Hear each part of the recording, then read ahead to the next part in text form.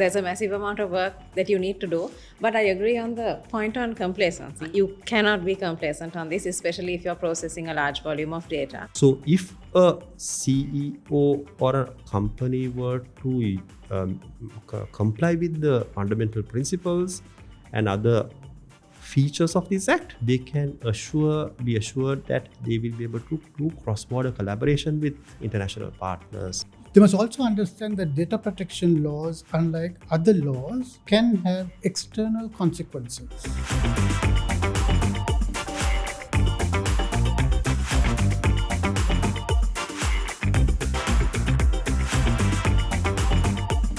Hi everyone, and welcome to another episode of our interview series. We're looking at a very, very important piece of legislation that will hopefully put Sri Lankan enterprises and the country itself, online with and comparable to the best international benchmarks in terms of protecting data.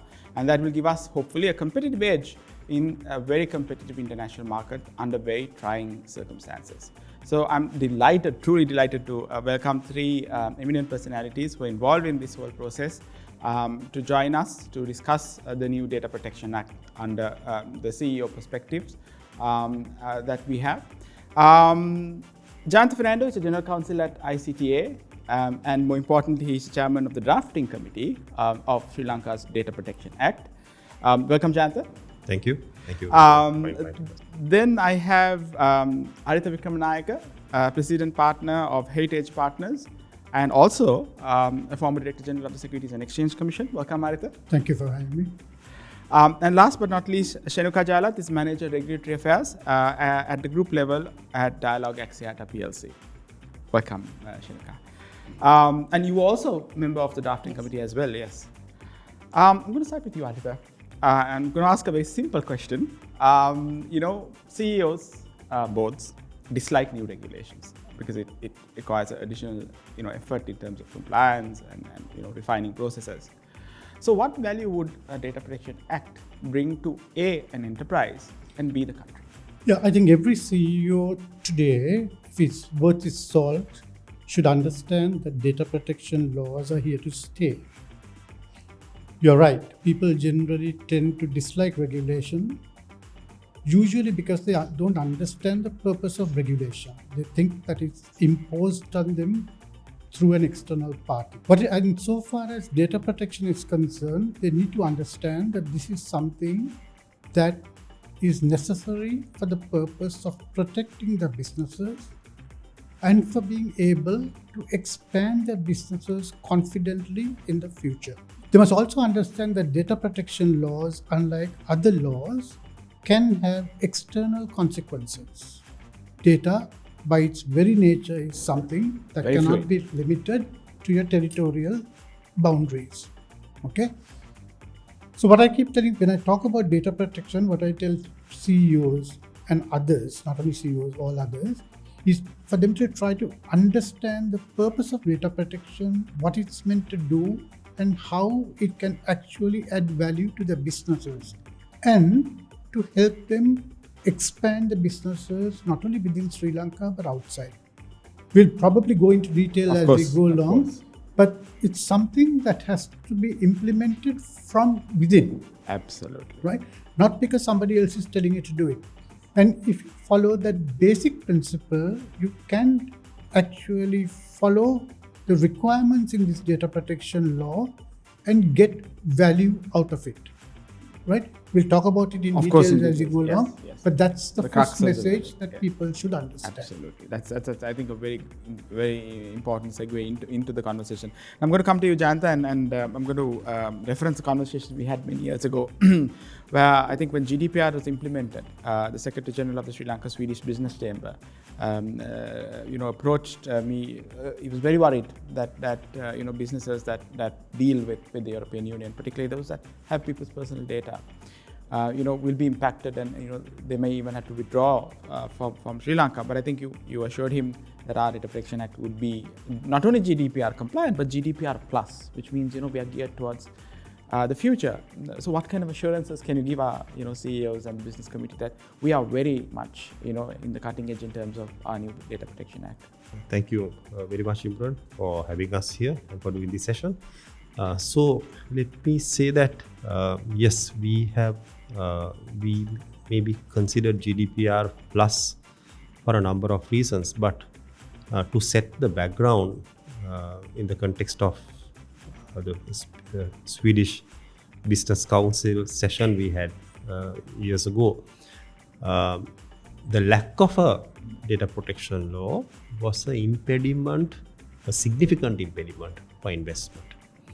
So be it the Colombo Stock Exchange with the SEC doing joint investment promotion in Europe and other countries, trying to attract high net worth individuals to invest in Sri Lanka, whether it was getting Sri Lanka out of the grey listing in the context of FATF compliance standards in the banking and international transactional arena, or whether it came to business process outsourcing, attracting the high-end enterprises to our domestic market.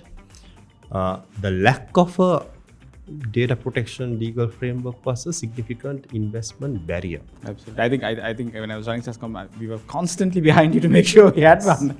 So we were just waiting until we got the mandate. So our drafting committee got the mandate sometime in the first week of February 2019.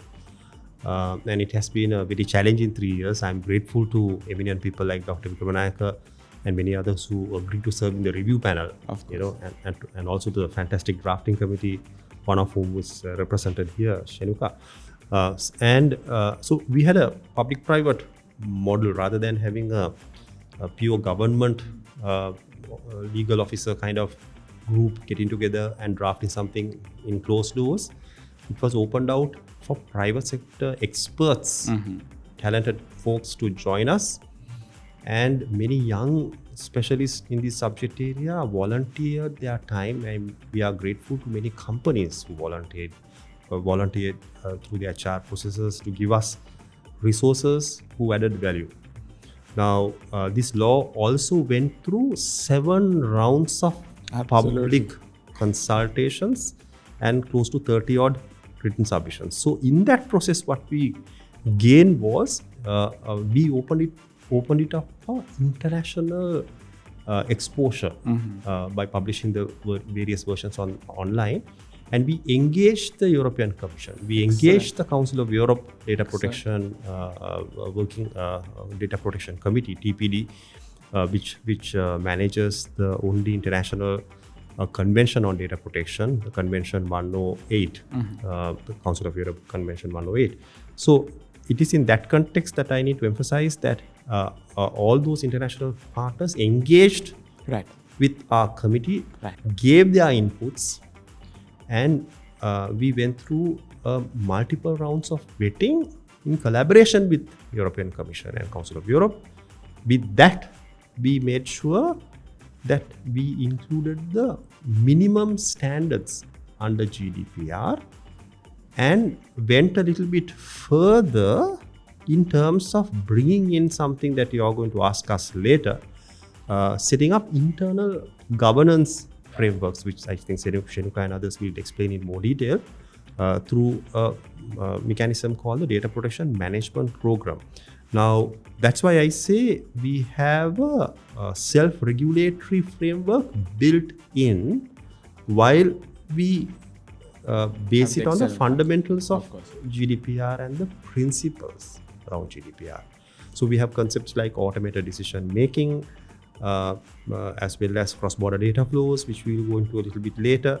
So if a CEO or a company were to comply with the fundamental principles and other features of this act, they can be assured that they will be able to do cross-border collaboration with international partners in a collaborative manner, and then ensure that we get the high-end investors to Sri Lanka. Excellent. And that foundational principle is built into the preamble of the Act, where we say that this has been a law not just working in isolation. It is done with the intention of improving interoperability among data protection frameworks, as well as to strengthen cross-border cooperation amongst enforcement Excellent, agencies. excellent.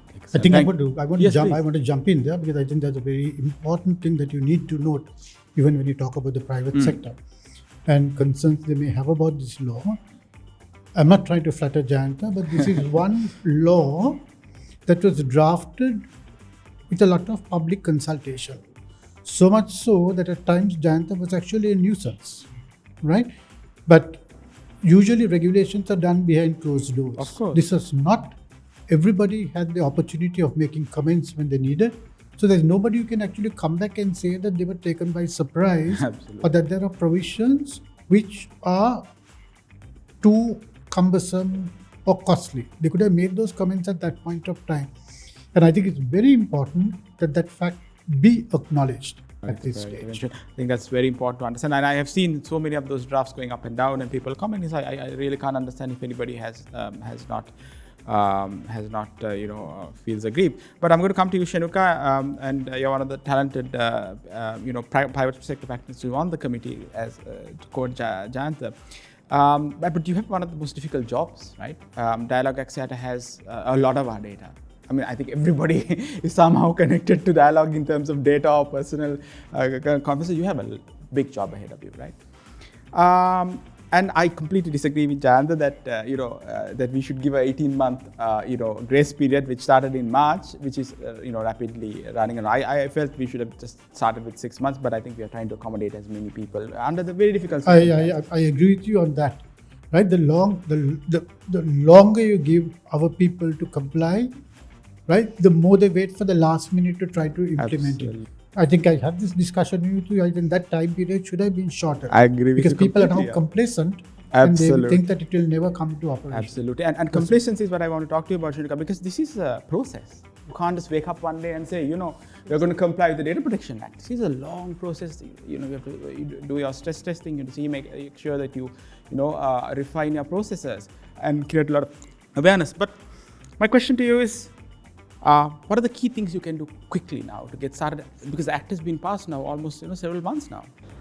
So I think I disagree on the grace period needing to be shorter because there's a massive amount of work that you need to do. But I agree on the point on complacency. You cannot be complacent on this, especially if you're processing a large volume of data. So because now if you look at most organizations, they're actually looking at becoming data driven, and with the law coming in, you get a lot of consumers also who are becoming more and more aware of their rights. And you have sessions like this which are done, which further draws them to the rights that they have under the law.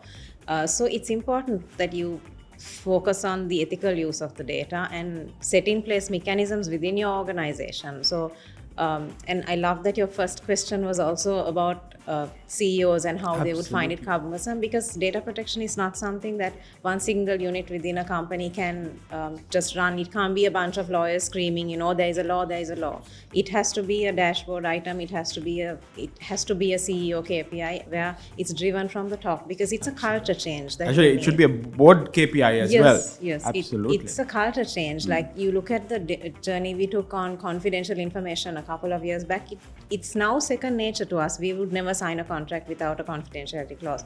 We'd have people calling us up and saying, there's this request for data. Is it okay to share? This is confidential information. So I think even data protection and privacy has to become something like that in a couple of years. It's not something that you do overnight, of course.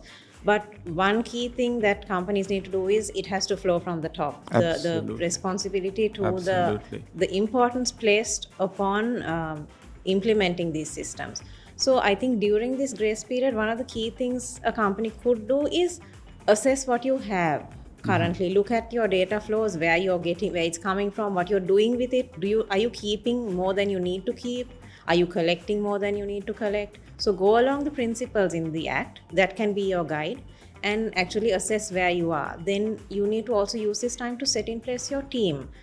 Because I never use sports examples because I'm not a very sporty person. So I'd use the example of a choir or maybe an orchestra or a band where everyone needs to play together or sing together the parts. You can't have different people doing their own thing. So it's a team game that you need to get the input of various divisions across the company. So it's good to set that team in place now and put a program in place where you can monitor it. If you need external help, if you're processing excessively and you need help, you need to get that now rather than wait for maybe 18 months down the line and then figure out, oh my God, there's an authority and there's a real possibility of a fine coming up. Absolutely. So Absolutely. We will get to the, Yeah, but, the fines later. but you talk about these 18 months. The problem is, you're talking about your experience from within dialogue.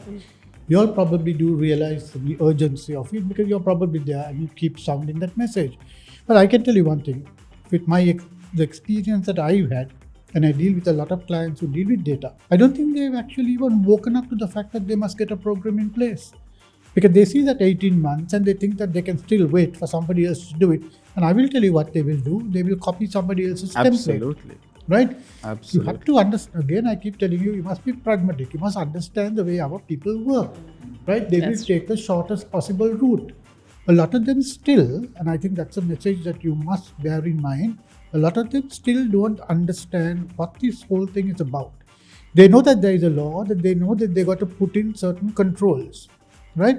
But they don't know how difficult it is and the process involved.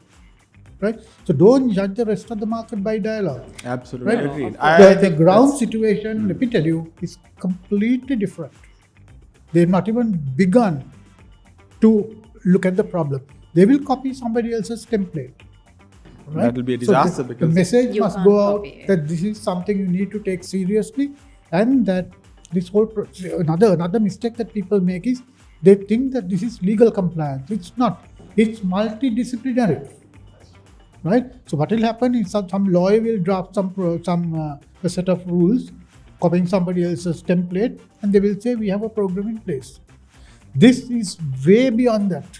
Right? Actually, when you think about it, you look at the gravity of this whole thing, it makes you shudder. Absolutely. Right? So take that message seriously. That's absolutely, important. you can't copy. You Absolutely. can't copy But another. that's what they will It do. is specific to each organization and the data And you the kind of collect. data you and have. the kind of data and what use you take out of it also. I must also understand that today every Tom, Dick and Harry thinks he's an expert on this subject. They are not. No single person is an expert on this subject. It's multidisciplinary. I think that is the reason why I think this kind of programs Absolutely. may be Absolutely. really valuable And more. Yes, I think now detailed ones can do I that. see the urgency of what we need to do. I mean, I completely agree with you, Arit.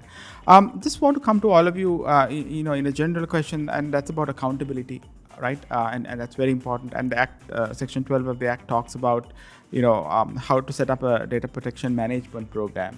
Very, very briefly, what is this? And what are the key things you need to do that? Anyone can go. Yeah. So I will give a bit of background and context, and then Shenuka can go into the details of it. This is one important provisions, and I'm thankful to you, Imran, for picking Section 12 out of all the other sections in Part 1 of the Act. Section 12 is actually a very unique provision which you do not find in standard GDPR based legislation on data protection.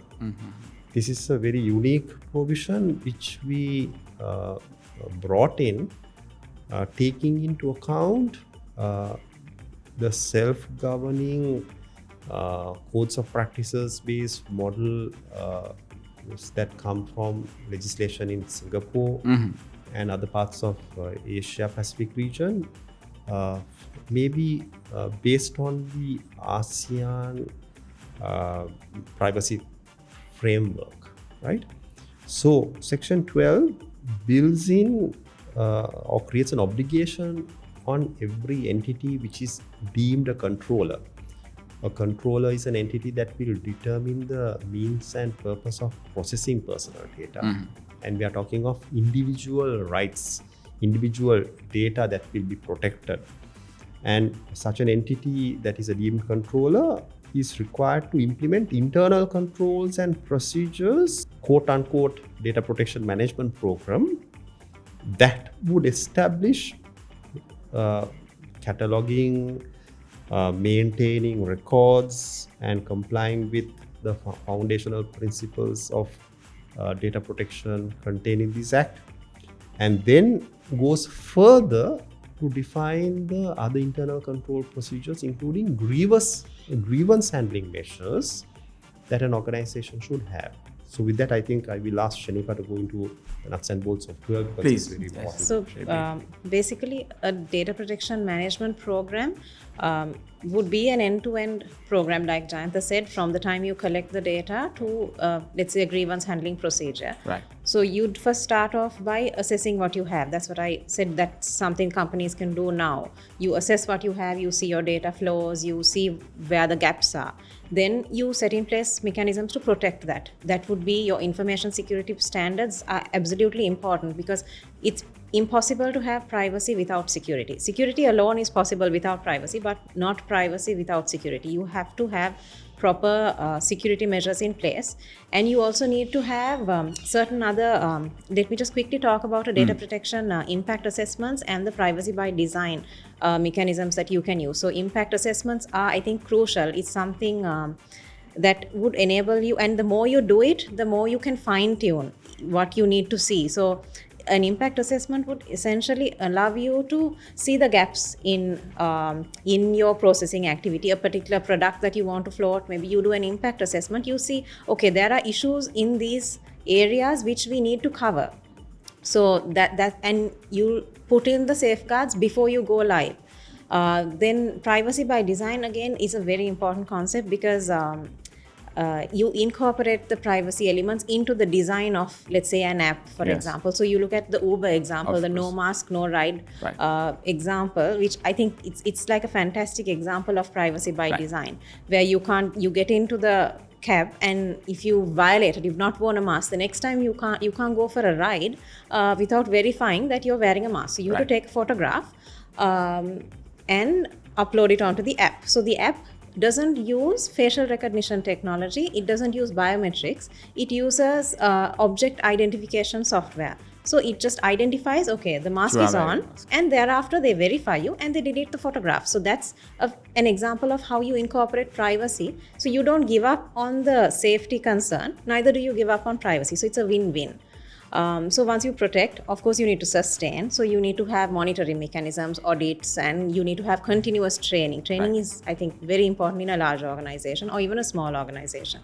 And responding, again, you have to have procedures. If there's a breach, how do you handle it? If there's a law enforcement request, how do you handle it?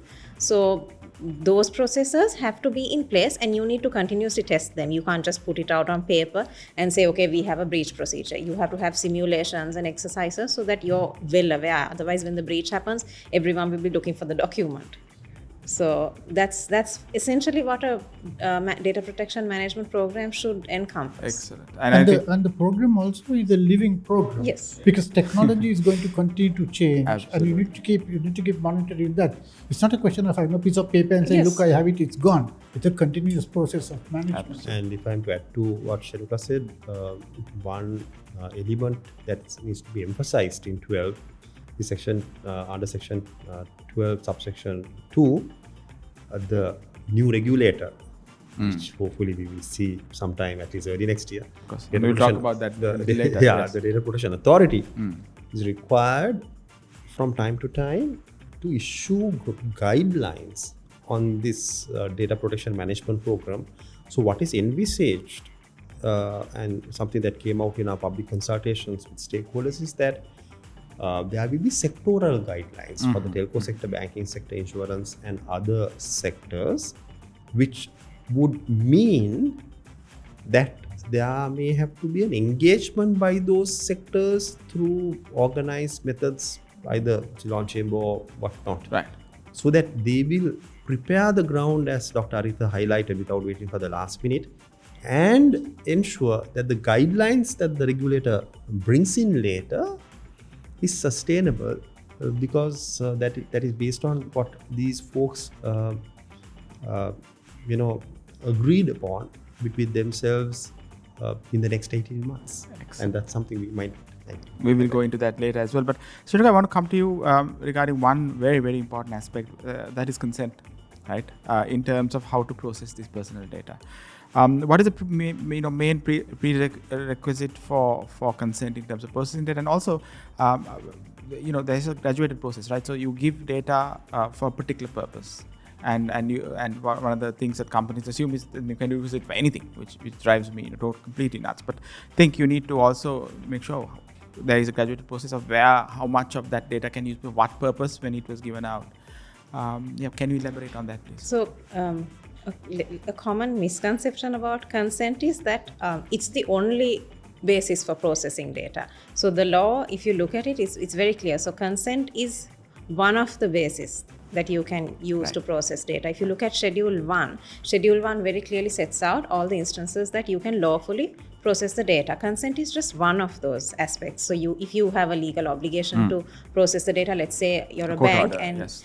you've got CDD rules and KYC requirements, you have to take the data.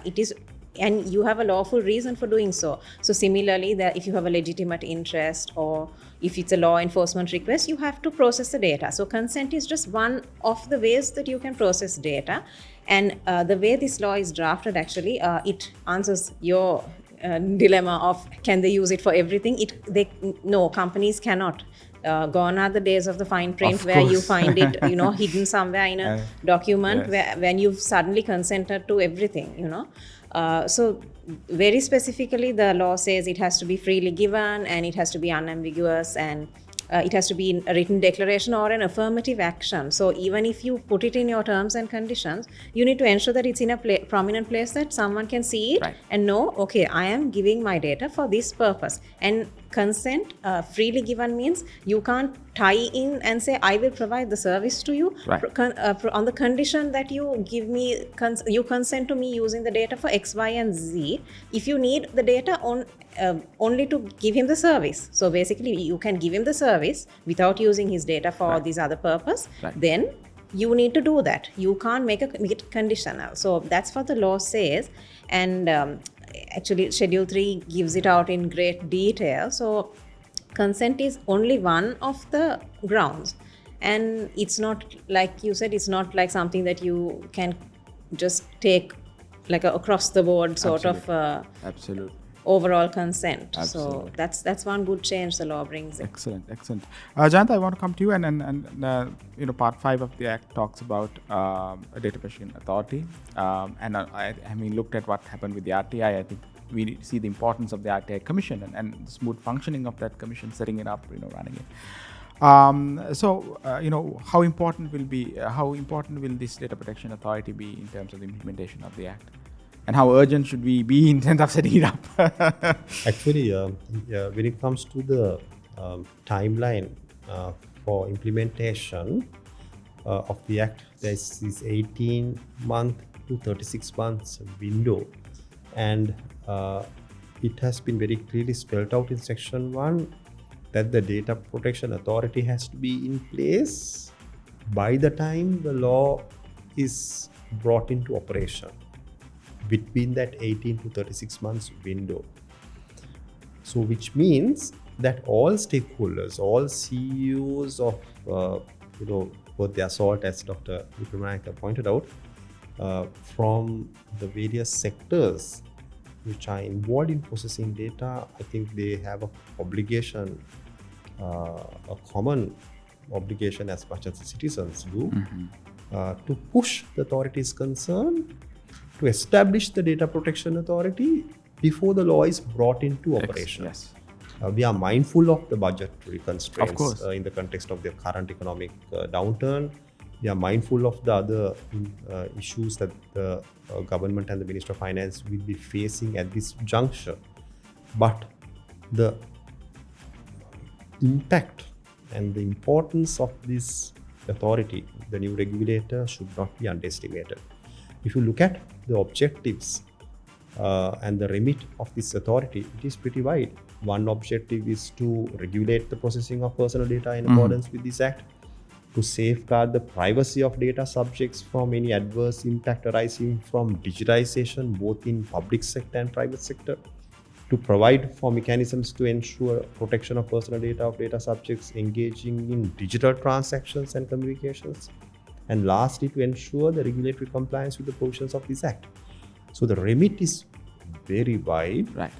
It has the ability to have hearings, hear both parties in the case of a violation, and issue directives to ensure that those who are not complying with the law do course corrections, and then ensure that they, bring themselves on track Right.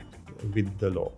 So the directive making provisions under Section 35 is a soft law measure that was borrowed from the banking sector, the Payment and Settlement Systems Act, which we embedded into this act to make sure that there is a soft law measure, so that CEOs and others who should not be grumbling that we will be having fines enforced immediately.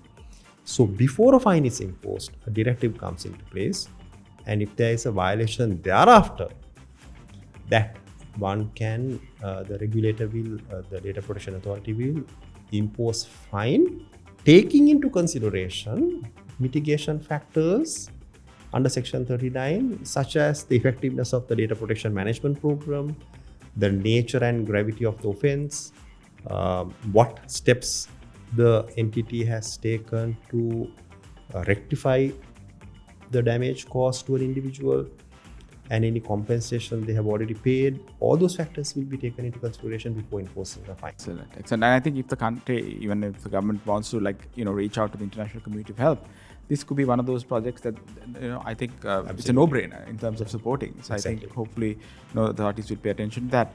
Given the fact that we are talking of an interoperable regime, Absolutely. Where there will be data flows. in the context of the global data protection frameworks internationally, and Sri Lanka can effectively be a good transit hub between countries that have a very high standard Right. and wanting to transfer data to rest of the Asia Pacific region. Because if you look at the entire adequacy determinations coming from European Commission, for example, only South Korea and Japan have met the adequacy test Right. under the European Community rules at the moment. So we have a tremendous potential. But in looking at an adequacy framework, we have to be mindful that international entities like European Commission are not only going to look at the black and white of Yes, the of law, course. Implementation. they look at the implementation aspect, and we have to go one step further, Imran. They also look at the rule of law Across the country. and general compliance with minimum human rights safeguards, and the availability of recourse to justice kind of scenarios, and the general rule of law stability that we have in a country. Those are important considerations and should not be underestimated. And finally, what we should remember is that in this act, there have been provisions that whether somebody, a company, a CEO is not happy with a directive that is issued under Section 35 or is not willing to comply with the fine imposed, there are measures that through appeal to the Court of Appeal, and they have the right to take remedies by way of writs to quash the determination of a regulator. So checks and balances are built in, and those checks and balances are vital for those kinds of adequacy determinations years later. Absolutely. I think we are the first country in South Asia, and we seem to have done it really well. So I think, but I want to come to you, Arittha, and this is important, but we touched on it slightly when we started off, but I want to delve more deeper into it, and that is the issue of compliance from an enterprise perspective, at least. There are two ways of doing compliance, as you know. One is a tick-boxing exercise where you just do it for the sake of doing it. You copy somebody's processes and think you can get away.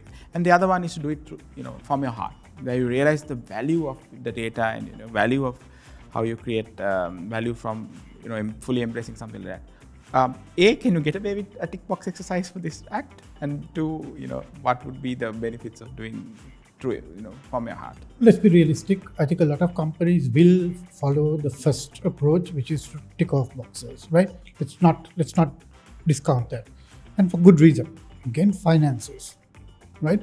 A lot of companies are now struggling to stay afloat, and I can't see them allocating resources for this exercise against It's a payment of marketing salaries, law for or something instance. else, yes. But this necessarily doesn't have to be an expensive exercise, provided you do it cleverly. Okay, so that's important, and I think that's why people like Jayantha and them can play a big decision by creating awareness. But they must also understand that their business models are changing. Right, we are moving away from this bricks and mortar type of business, and that's across a spectrum of businesses, right?